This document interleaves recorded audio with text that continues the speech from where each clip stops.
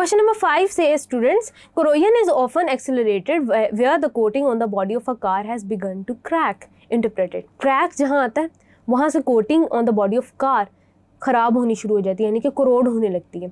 The body of a car is painted to prevent corrosion. हमने discuss किया था इन मेथड्स टू प्रिवेंट कोरोजन के अंदर. Thus the body does not come in contact with oxygen and moisture as a result of corrosion is directly slow down. जैसे ही coating disturb होती है, क्रैक होती है, मेटल जो है वो एक्सपोज हो जाता है एक्सटर्नल एनवायरमेंटल कंडीशंस के ऊपर.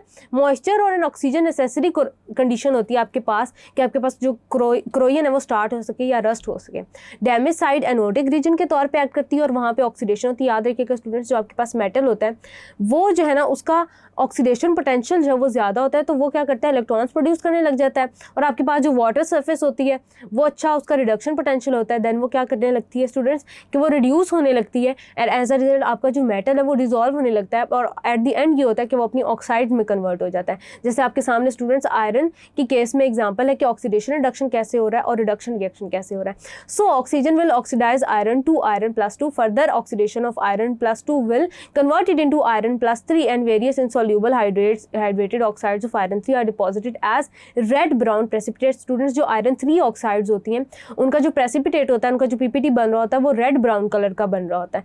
These oxides are porous flakes off. और ये स्टूडेंट्स आपने देखा होगा कि जब भी रस्टिंग हो रही होती है आपके पास तो जो उसकी मेटल की आउटर सरफेस होती है वो फ्लेक ऑफ होने लग जाती है, वो जिसे कहते हैं कि वो डिजॉल्व होकर फ्लेक करती है.